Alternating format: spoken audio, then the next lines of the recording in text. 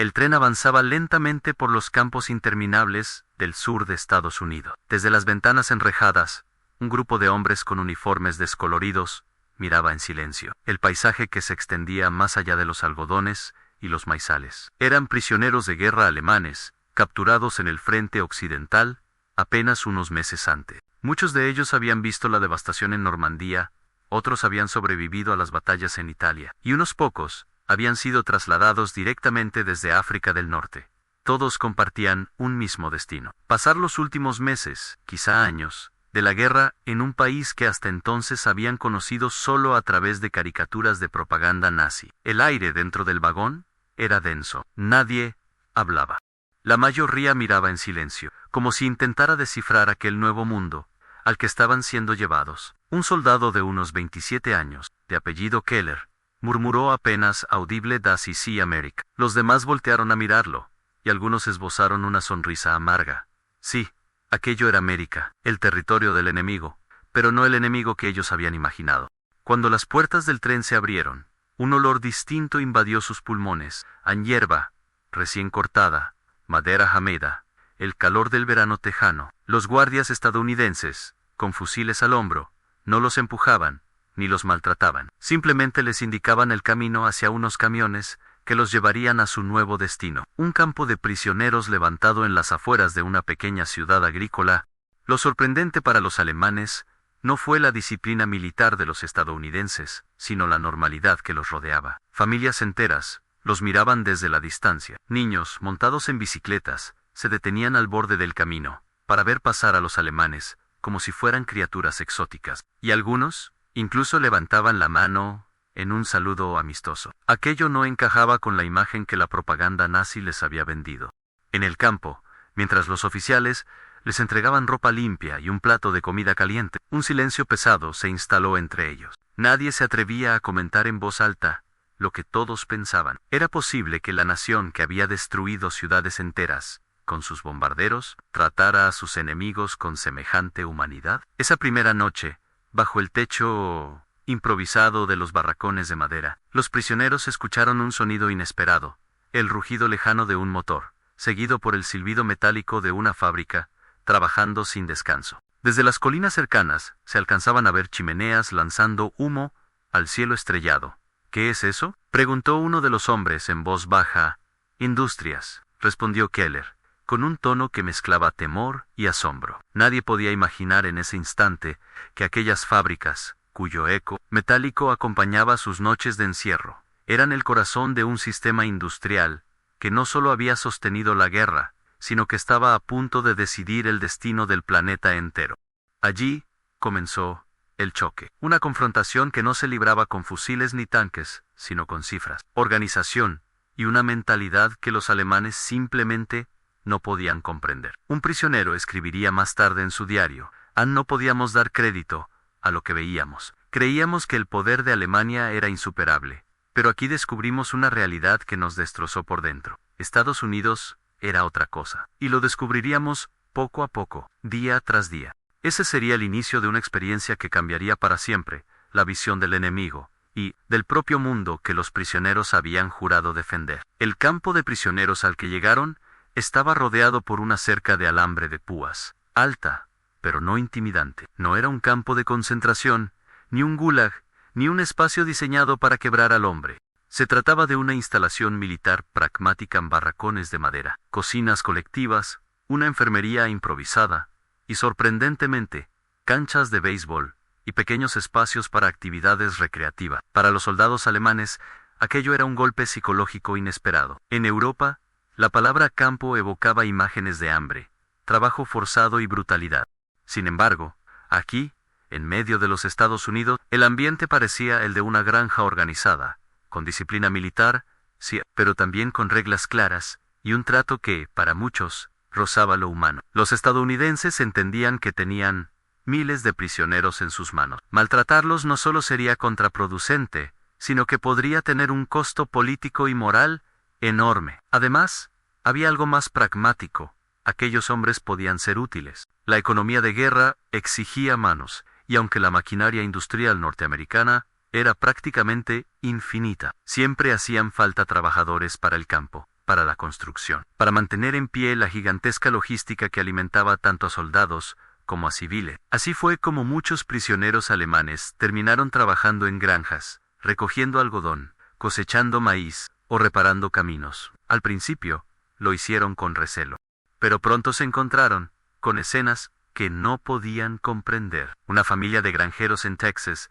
ofrecía agua fresca a los prisioneros, después de un día entero, bajo el sol abrasador. En Minnesota, los niños corrían a esconderse detrás de los árboles para observar de cerca a los hombres del otro lado del océano, y a veces les lanzaban manzanas como si fueran un regalo de paz.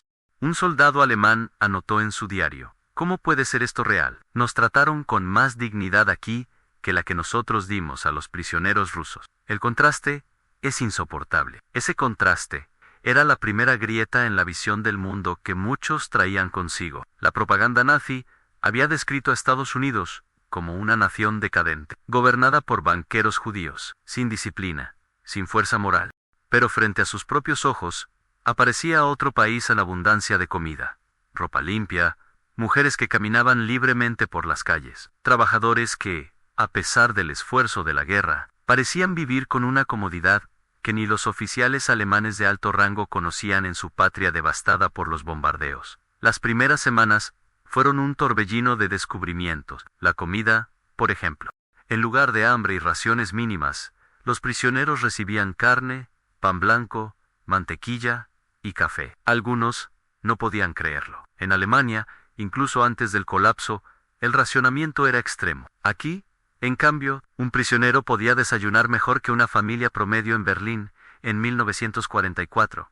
El impacto psicológico fue brutal. Un oficial alemán, con años de experiencia en el frente oriental, murmuraba con resignación cada vez que recibía su plato de comida: con razón perdimos. Si sus prisioneros comen así, ¿cómo deben comer sus soldados? Esa frase circuló por el barracón como un eco incómodo, porque no se trataba solo de la calidad de la comida o de la limpieza del campo, sino de algo mucho más profundo, un descubrimiento cultural. Estados Unidos no era una caricatura de Hollywood, ni la visión distorsionada de Goebbels. Era un país que había convertido la guerra en una maquinaria perfectamente organizada, y que aún en medio del conflicto, parecía no perder su sentido de abundancia y pragmatismo. Las primeras impresiones se mezclaban con sentimientos encontrados. Algunos prisioneros comenzaban a sentir admiración secreta. Otros, en cambio, vivían un conflicto interno insoportable. Aceptar la humanidad del enemigo era traicionar lo que habían aprendido desde jóvenes. Y aún así, era imposible negar lo que tenían delante. Un prisionero escribiría años más tarde: a la primera vez que vi a un niño norteamericano darnos un dulce, sentí vergüenza. Pensé en los niños rusos, muertos de hambre, que jamás recibieron nada de nosotros, y me odié a mí mismo. Así, en ese ambiente inesperado, comenzó a gestarse una transformación silenciosa. Los alemanes, formados en la dureza del frente y en la obediencia ciega a un régimen totalitario, se encontraban ahora frente a un espejo incómodo, un país que los derrotaba no solo con armas, sino con una manera de vivir que parecía inalcanzable. Las primeras impresiones no eran solamente un registro de sorpresas, eran el inicio de un proceso que cambiaría a muchos de esos hombres para siempre.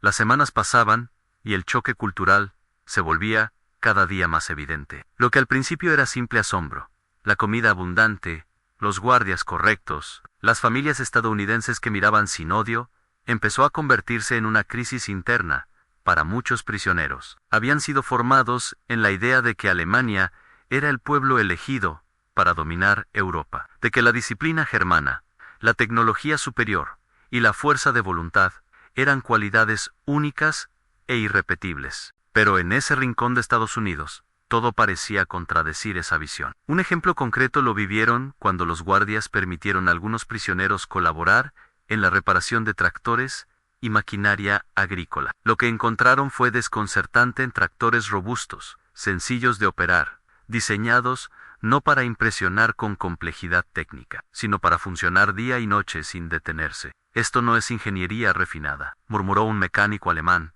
pero es indestructible. Ese comentario corría de boca en boca, mientras en Alemania, los ingenieros se enorgullecían de diseñar máquinas sofisticadas, llenas de engranajes precisos y sistemas complejos. En América, Lo que dominaba era la lógica de la practicidad. Máquinas, menos elegantes, quizá, pero mucho más eficientes y fáciles de reparar. Ese descubrimiento, aparentemente trivial, era, en realidad, un reflejo del choque de mundos en la obsesión alemana por la perfección contra la mentalidad estadounidense de la producción masiva.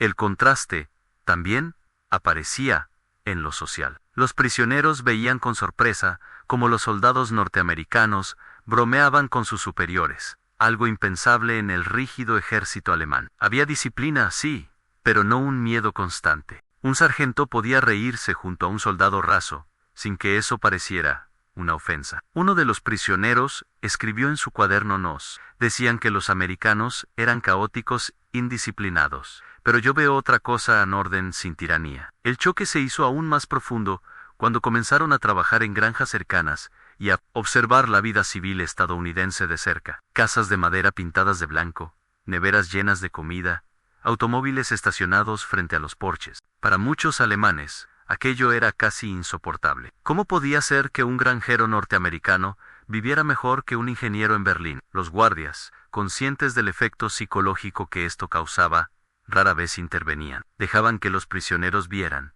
que compararan por sí mismos. Y la comparación dolía. Algunos se refugiaban en la arrogancia. Esto es superficial. Los americanos no tienen espíritu, no entienden el sacrificio. Pero incluso, entre los más fanáticos, la semilla de la duda estaba plantada. La diferencia cultural se volvía evidente hasta en los pequeños gestos. Una tarde, en Texas, un prisionero vio como un granjero afroamericano y su hijo ayudaban a reparar una cerca junto a un blanco, sin que nadie lo considerara un escándalo. Alemania, en ese mismo momento, mantenía intacta la maquinaria del racismo y la segregación más brutal.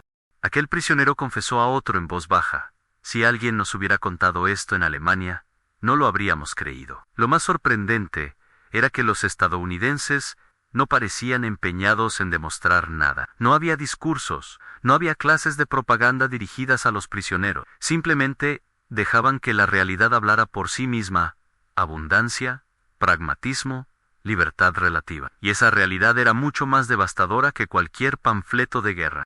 El choque se hizo insostenible para algunos. Cuando recibieron visitas de inspectores de la Cruz Roja, los alemanes esperaban un espectáculo manipulado, una fachada. Pero lo que vieron fue que los inspectores entraban y salían libremente. Revisaban la calidad de la comida, hablaban con los prisioneros en privado. Todo se hacía a la luz del día. Ese nivel de transparencia era impensable en los campos alemanes. En una carta clandestina, uno de los oficiales prisioneros escribió: estamos enfrentando una derrota más grande que en el campo de batalla. Aquí vemos con nuestros propios ojos por qué nuestra guerra está perdida. No por falta de coraje, sino porque luchamos contra un enemigo que produce más, organiza mejor y trata a los hombres con una humanidad que nosotros hemos olvidado. En el choque de realidades, no era solo económico o técnico, era, sobre todo, moral.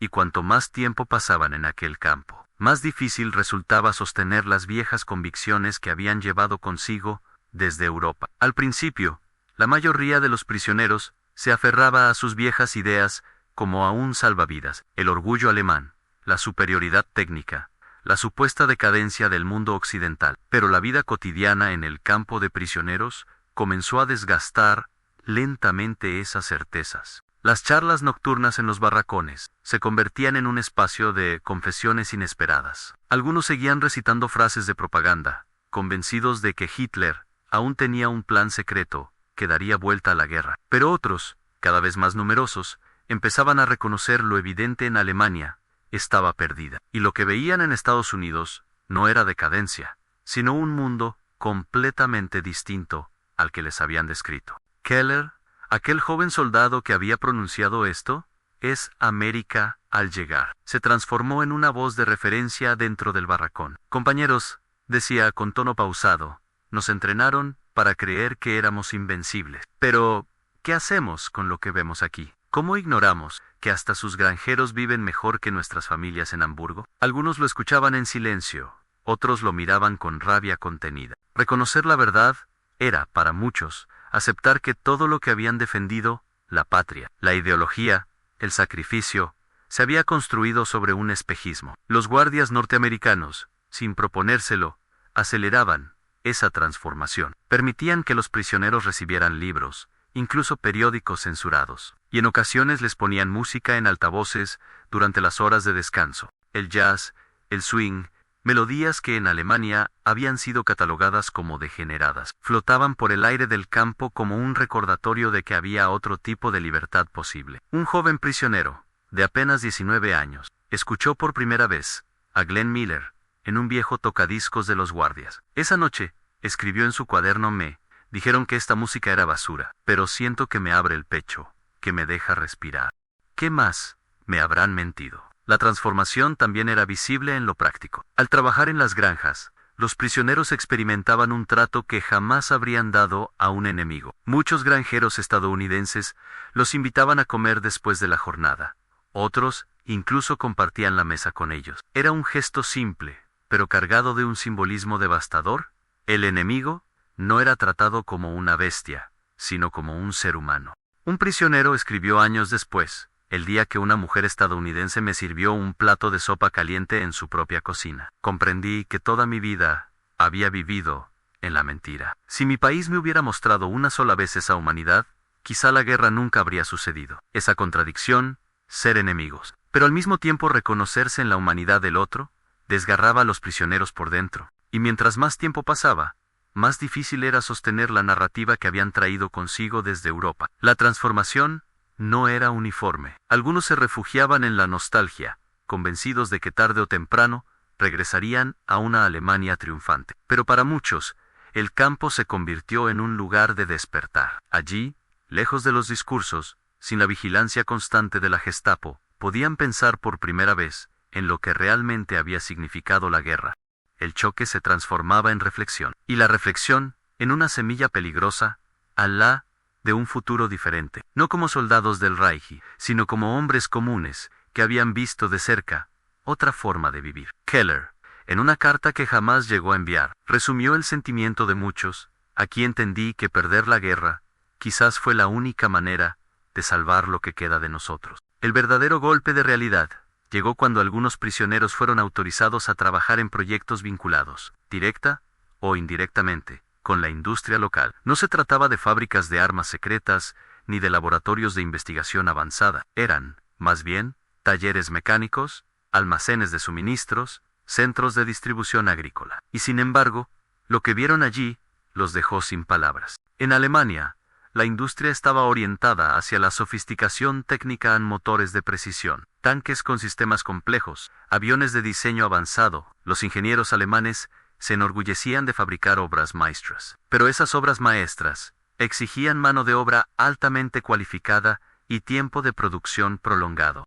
En Estados Unidos, en cambio, los prisioneros descubrieron una filosofía radicalmente distinta: en producir en masa, rápido, con piezas estandarizadas que podían ser reemplazadas en cuestión de minutos. Un ejemplo concreto era el Jeep. Para los prisioneros acostumbrados a la ingeniería alemana, ese vehículo parecía casi primitivo, pequeño, rústico, sin lujos técnicos.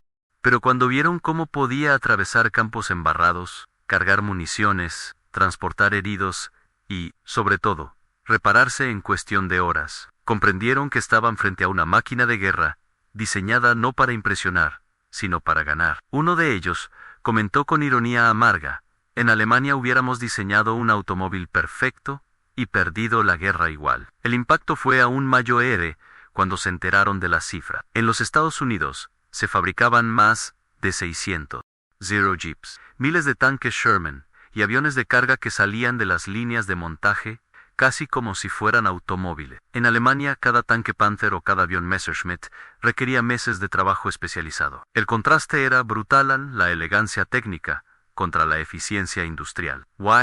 En la guerra, la eficiencia terminaba siendo más poderosa. Los prisioneros también quedaron impresionados por la logística de abastecimiento. En los almacenes, veían enormes montañas de cajas de madera, etiquetadas y clasificadas con un orden milimétrico. Raciones, medicinas, piezas de repuesto, todo perfectamente registrado. En Alemania, hacia 1944, la logística era un caos: trenes bombardeados, rutas colapsadas, escasez de combustible. Allí, en América, parecía que cada tornillo tenía un lugar, y cada camión una ruta. Un prisionero que había servido como oficial de intendencia escribió después: los estadounidenses habían convertido la guerra en una cadena de montaje. Nosotros aún luchábamos con la mentalidad del artesano. Lo más desconcertante era que, incluso en medio del esfuerzo bélico, la población civil norteamericana no parecía vivir en privaciones extremas. Había racionamiento, sí, pero los supermercados seguían llenos de productos básicos, y los prisioneros recibían raciones que, en muchos casos, superaban lo que un civil alemán podía soñar en aquel momento. Los detalles técnicos también se revelaban en lo cotidiano. Las cocinas del campo de prisioneros, por ejemplo, funcionaban con equipos industriales de acero inoxidable, hornos eléctricos y refrigeradores que parecían sacados de un futuro inalcanzable. Un cocinero alemán, que había trabajado en un restaurante en Hamburgo, se quedó mirando en silencio uno de esos equipos y murmuró: con una sola cocina como esta, podríamos alimentar un batallón entero en el frente oriental. La infraestructura norteamericana era otro shock. Carreteras asfaltadas que parecían interminables, puentes robustos, ferrocarriles que unían ciudades distantes con puntualidad sorprendente. Los prisioneros, transportados en camiones militares, podían ver cómo incluso los pueblos pequeños tenían estaciones de servicio, tiendas surtidas y escuela. Comparaban mentalmente con la Europa bombardeada, donde cada trayecto era un riesgo. Cada ciudad estaba marcada por la destrucción y cada familia vivía con miedo constante. Esa diferencia no era casualidad. Los prisioneros empezaban a comprender que Estados Unidos había hecho de su territorio una fortaleza inexpugnable. Mientras Europa ardía, la industria americana crecía. Mientras las ciudades alemanas eran reducidas a escombros, Detroit, Chicago y Pittsburgh trabajaban día y noche, produciendo no solo armas, sino también bienes de consumo que mantenían alta la moral de su población. La reflexión más dura la expresó un prisionero con formación en ingeniería: perdimos la guerra mucho antes de empezar a pelear. La perdimos el día que ellos decidieron que un tornillo debía ser idéntico en cada máquina. Nosotros aún creíamos en el genio individual. Ellos creyeron en la máquina colectiva. Esos detalles técnicos, que para un civil podían parecer irrelevantes, fueron para los prisioneros alemanes un descubrimiento devastador. Allí entendieron que el poder no estaba en los discursos, ni en la propaganda, ni siquiera en la bravura de los soldados. El verdadero poder estaba en la capacidad de organizar, producir y sostener una guerra como si fuera una línea de montaje infinita. Y cuanto más descubrían, más claro resultaba: su mundo había sido derrotado no solo en el campo de batalla, sino en las fábricas, en los almacenes, en las carreteras y hasta en las cocinas. El verano de 1945 trajo consigo una noticia que recorrería el campo como un trueno. Alemania había capitulado. La rendición incondicional, firmada en mayo, significaba que todo aquello por lo que habían luchado había terminado. El Reich que se les había presentado como eterno había durado apenas 12 años. Los prisioneros escucharon la noticia en distintos momentos. Algunos lo supieron por los guardias, otros por los periódicos que llegaban censurados. En los barracones, el silencio era denso, insoportable. Nadie celebraba, nadie lloraba abiertamente. Era un vacío que se extendía entre ellos. Pero el verdadero momento decisivo no fue solo la noticia de la derrota, fue lo que vino después. Unos días más tarde, los guardias organizaron la proyección de una película en el campo. Era un documental sobre la liberación de los campos de concentración en Europa. Imágenes en blanco y negro mostraban cadáveres apilados, esqueletos vivientes caminando tambaleantes, hornos crematorios todavía humeantes. Los prisioneros alemanes miraban atónitos, incapaces de apartar la vista. Algunos negaban con la cabeza, murmurando: propaganda, es propaganda. Pero las imágenes eran demasiado concretas, demasiado detalladas. Soldados estadounidenses caminaban entre los cuerpos, médicos atendían a sobrevivientes, periodistas filmaban cada rincón. Era imposible fingir que todo aquello era una farsa. El golpe emocional fue devastador. Un joven soldado alemán se levantó en medio de la proyección y gritó: «Mentira, esto no puede ser real». Los guardias lo sacaron del lugar, pero la mayoría permaneció inmóvil, con la respiración entrecortada. Esa noche, en el barracón, las discusiones se volvieron violentas. Algunos insistían en que era manipulación, que los norteamericanos Querían humillarlos. Pero otros, con lágrimas en los ojos, confesaban que habían escuchado rumores en el frente oriental, que algo así podía ser verdad. Keller, con la voz quebrada, dijo lo que muchos pensaban en silencio: si esto es cierto, entonces luchamos por monstruos. Ese fue el verdadero momento de quiebre. La derrota militar podía explicarse por la superioridad industrial del enemigo, pero la derrota moral era insoportable. Reconocer que habían servido a un régimen capaz de aquellos crímenes era aceptar que toda su lucha había sido en vano, o peor aún, había sido cómplice del horror. Días después, algunos prisioneros fueron llevados a trabajar en granjas cercanas. Allí, un granjero les mostró el periódico local con más fotografías de los campos liberados. En una de las imágenes se veía a un niño famélico, con los ojos hundidos, apenas cubierto por una manta. Uno de los prisioneros alemanes, que había sido padre antes de la guerra, se quedó mirando largo rato. La foto no dijo nada. Solo dobló el periódico con cuidado, lo guardó bajo su chaqueta y, desde ese día, no volvió a hablar en el barracón. El momento decisivo no fue un disparo, ni una batalla, ni un discurso. Fue la confrontación brutal con la verdad. Una verdad que ningún tanque ni avión podía ocultar. Alemania no solo había perdido la guerra, también había perdido su alma. A partir de entonces, la actitud en el campo cambió. Muchos prisioneros dejaron de discutir sobre un posible regreso triunfal. Otros comenzaron a escribir cartas a sus familias, pidiendo perdón por lo que habían defendido. Y algunos, incapaces de soportar la vergüenza, se replegaron en un silencio que los acompañaría por el resto de sus vidas. Keller escribió en su cuaderno una frase que resumía ese instante histórico: temíamos la derrota militar.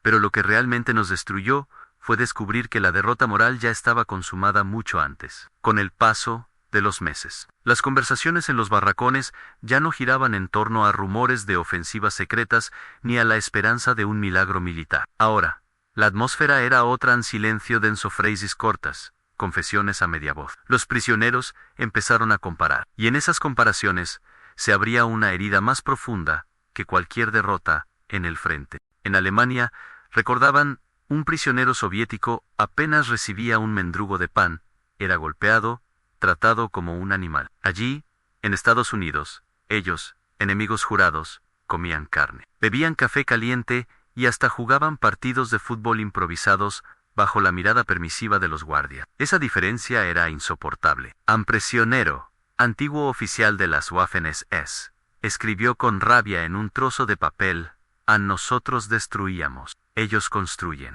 Nosotros negábamos humanidad, ellos la ofrecen incluso a quienes los odiamos. ¿Cómo vivir con esa comparación? Los relatos se cruzaban con recuerdos amargos. Muchos habían visto aldeas reducidas a cenizas en el frente oriental, civiles asesinados como represalia, soldados enemigos fusilados sin juicio. Ahora, en suelo americano, eran testigos de lo opuesto: granjeros que les ofrecían agua fresca después de un día de trabajo, niños que les lanzaban manzanas desde las bicicletas, guardias que los trataban con una firmeza sin odio. Cada gesto amable era un puñal en la conciencia. Algunos se aferraban a la negación: nos tratan así porque saben que la guerra ya terminó. Pero la mayoría empezaba a reconocer que aquello era más que un cálculo político. Había algo en la mentalidad estadounidense, pragmática, dura, pero al mismo tiempo orientada a la vida cotidiana, que chocaba con la lógica de destrucción en la que habían crecido. Las comparaciones se extendían a lo material. En Hamburgo o Dresde, las familias dormían bajo ruinas, temiendo el próximo bombardeo. En Texas o Minnesota, los prisioneros veían casas de madera impecables, graneros llenos de provisiones, carreteras asfaltadas que parecían interminables. Mientras Alemania contaba los muertos por millones, en Estados Unidos, la guerra parecía una sombra lejana, sin destruir el corazón de sus ciudades. Un prisionero, ingeniero de formación, lo expresó con crudeza: no perdimos contra un ejército, perdimos contra una civilización entera, que supo organizarse mejor que nosotros. Las comparaciones más dolorosas no eran técnicas, sino humanas. Un joven soldado recordó a los prisioneros rusos que había custodiado en el frente oriental. Desnutridos, tratados como basura, muriendo de frío en barracas improvisadas. Ahora él mismo recibía ropa limpia, sopa caliente y hasta atención médica cuando enfermaba. Una noche, sentado en la litera, rompió en llanto frente a sus compañeros: Nosotros jamás dimos a otros lo que hoy recibimos. ¿Qué derecho tenemos a quejarnos? Ese tipo de confesiones empezaban a multiplicarse. No todos podían aceptar la magnitud de lo que significaba.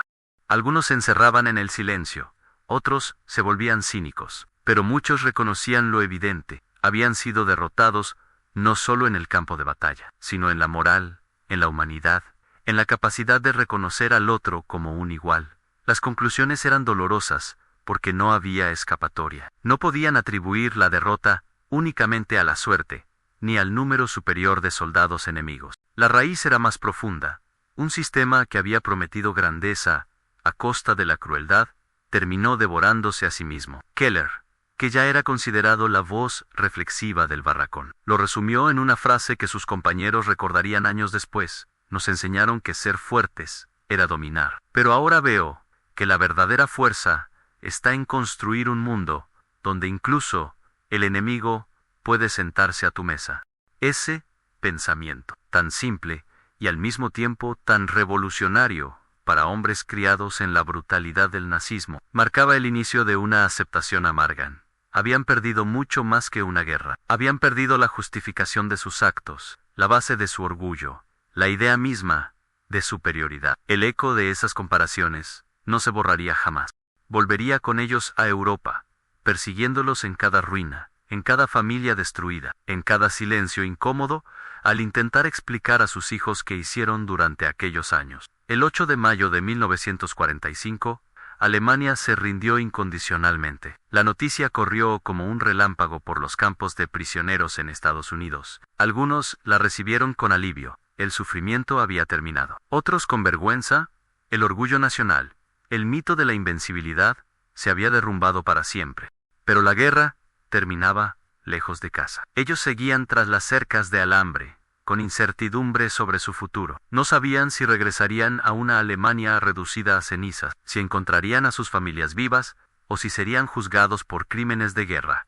Los meses posteriores fueron extraños. El trato no cambió, seguían recibiendo comida, ropa y cierta libertad supervisada. Pero ahora, el silencio era más pesado. Ya no había discursos incendiarios, ni consignas de resistencia, solo preguntas. Keller, sentado una noche frente al cielo estrellado de Texas, escribió en su cuaderno el enemigo ha ganado. Pero yo me pregunto, ¿qué hemos perdido en realidad? Tal vez lo que hemos perdido nunca nos perteneció. Nos prometieron grandeza y nos entregaron ruinas. Aquí, prisionero, he descubierto que la dignidad no nace del odio, sino del respeto. ¿Cómo volver a Alemania con estas ideas? El regreso fue lento. Entre 1946 y 1947, los trenes comenzaron a trasladar a miles de prisioneros de vuelta a Europa. Muchos pasaron antes por Gran Bretaña o Francia, usados como mano de obra en la reconstrucción. Otros fueron enviados directamente a los puertos de Bremen o Hamburgo. La llegada a casa fue un segundo choque cultural. Los pueblos estaban devastados, las ciudades irreconocibles. Mujeres que sobrevivían intercambiando lo poco que tenían por comida. Niños sin zapatos corriendo entre ruinas. Ancianos buscando a familiares desaparecidos. Los prisioneros, que venían de los campos en Estados Unidos, parecían extranjeros en su propio país. Llevaban ropa más limpia, estaban mejor alimentados que muchos civiles. Y sobre todo, traían en la mirada un conocimiento incómodo. Habían visto otra manera de vivir, otra forma de tratar, incluso al enemigo. Muchos callaron. ¿Cómo explicar a sus compatriotas que habían sufrido hambre y bombardeos, que en Estados Unidos recibieron carne, medicinas y hasta libros? Decir la verdad podía sonar a traición. Otros, sin embargo, comenzaron a hablar. En cartas, diarios y memorias posteriores, relataron el contraste, con un tono que mezclaba asombro y vergüenza. Un antiguo prisionero lo expresó en una entrevista décadas después: volvimos a Alemania pensando que seríamos despreciados. Pero descubrimos que muchos envidiaban nuestra experiencia. Habíamos visto la abundancia americana. Habíamos aprendido un poco de inglés. Habíamos probado otra forma de libertad. Sin quererlo, nos convertimos en mensajeros de un mundo distinto. La reflexión postguerra también tuvo un matiz generacional. Algunos de los más jóvenes, que habían sido soldados con apenas 18 años, regresaron transformados. Muchos de ellos se integraron en la reconstrucción, en las nuevas fábricas, en la vida civil, con un pensamiento crítico hacia el nazismo que sus padres no compartían. Los mayores, en cambio, cargaron con un peso más duro. Para un oficial de mediana edad, aceptar que la ideología por la que había sacrificado todo era una mentira era casi imposible. Algunos se refugiaron en el silencio, otros en la nostalgia, unos pocos en el cinismo. Pero en cada rincón, el recuerdo de los campos en Estados Unidos permanecía como una comparación inevitable. Para muchos, fue la primera grieta en la propaganda que habían creído ciegamente. Descubrieron que el enemigo no era un monstruo, sino un pueblo capaz de mostrar humanidad, incluso en la victoria. Keller, el prisionero reflexivo, regresó a una Alemania destruida. Nunca volvió a ser el mismo. En los años siguientes, trabajó como maestro de escuela en Baviera. Sus alumnos, décadas después, recordaban que no enseñaba historia como una lista de fechas y batallas, sino como una advertencia moral. Solía repetir una frase breve, nacida de su experiencia entre alambradas en Biló: lo que define a una nación no es cómo trata a sus amigos, sino cómo trata a sus enemigos. Esa reflexión se convirtió en un eco que acompañó a miles de exprisioneros por el resto de sus vidas. Para algunos, fue semilla de reconciliación. Para otros, una herida que nunca cerró.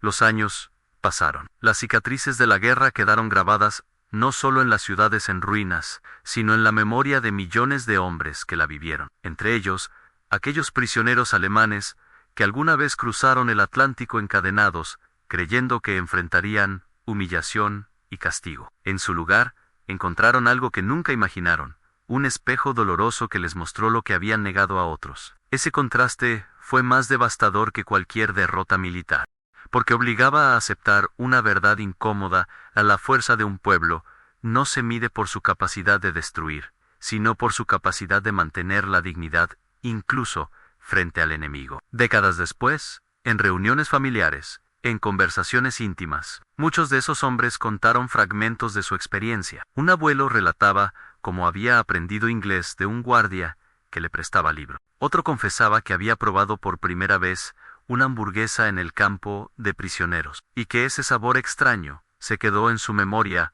como símbolo de una vida diferente. No eran grandes gestos, eran pequeñas grietas que rompían el muro de odio en el que habían crecido. Pero esas memorias también cargaban con un peso, porque en cada recuerdo amable había una pregunta silenciosa: ¿y nosotros? ¿Qué dimos nosotros a quienes cayeron en nuestras manos? La respuesta era brutal, y no podía borrarse. La enseñanza final de aquella experiencia no quedó escrita en los manuales militares, sino en los silencios de miles de prisioneros al regresar a casa. Muchos entendieron que habían sido testigos de una lección que sus líderes jamás quisieron enseñarles: que la verdadera victoria no está en doblegar al enemigo, sino en demostrar que, incluso en medio del odio, todavía es posible reconocer su humanidad.